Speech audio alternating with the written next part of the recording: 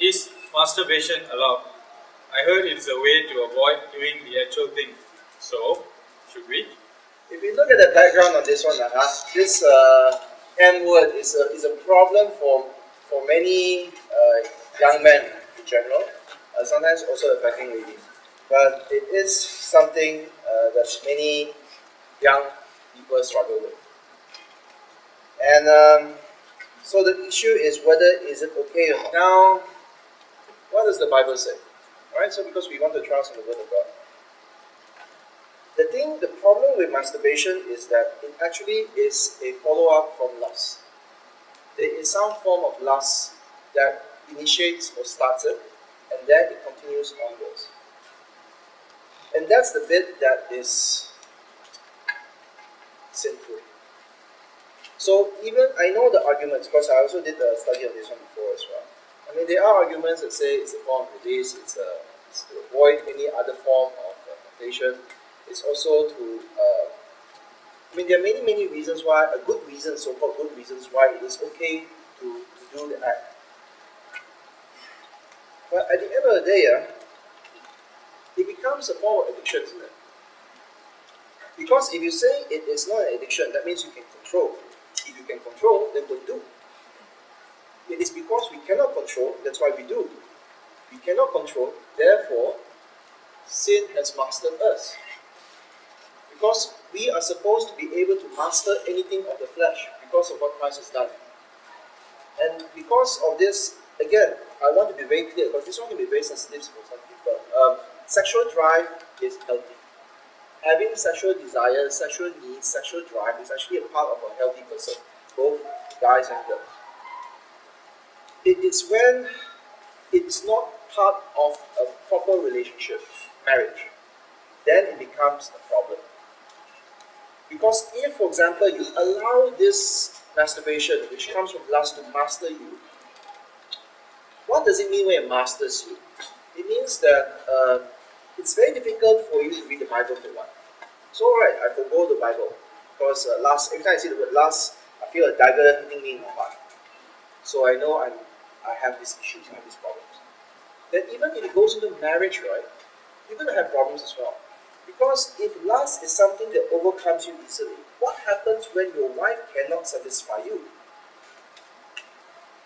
Does that mean then that you then lead on to other forms? Then the question is then what is the relationship between you and your wife? And if, for example, for whatever reason, your wife just cannot serve, she is invalid, she is sick-ridden, she cannot do the marital duties, do you then say that I shall seek another person, another avenue, because I cannot control? So then what kind of a person you become when you have lust that masters you? Another thing is that if you say you cannot control, I'm quite sure that you don't do it when your father is sitting on your left and your mother is sitting on your right. Which means then that it is controlled. It is when you are idle, when there is nobody around, when your thoughts, again, if you are very tired or you're busy with assignments and you just knock out when you go home, there is no problem. It is in many ways when you're idle.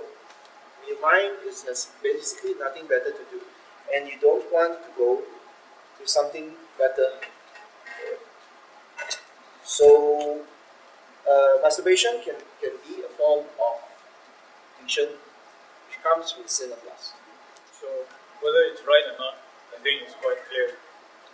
I don't think anyone could masturbate without having some images, some imagination in your head.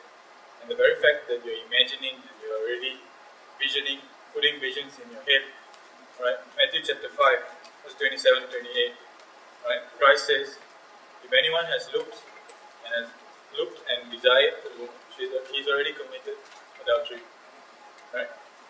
So it's very clear. But then again, we acknowledge that sexual drive is there. It is in all of us, and it is a healthy thing, right? God has given it, right? But it has to be observed within the within the realms of marriage. How can we overcome these things?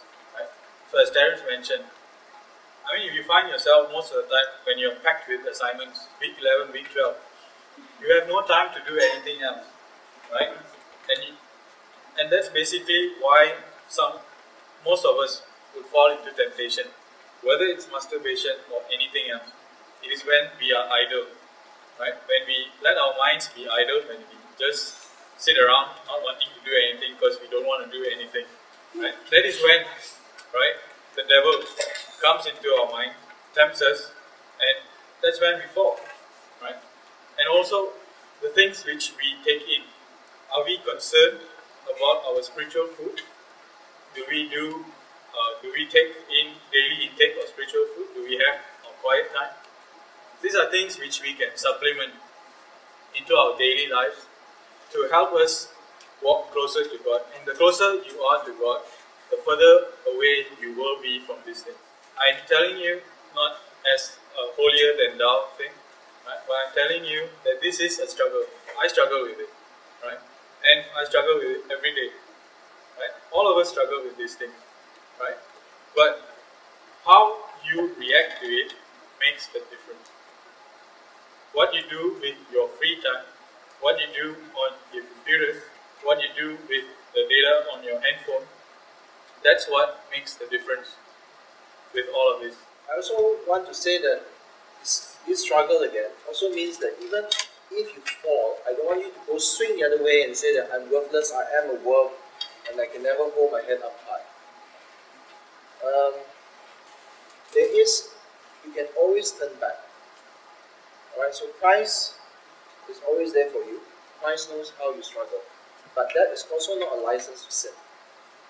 So I would like to also say that the joy that you can get from sex for that short instance can never actually compare with the joy that you can get through a closer communion with God.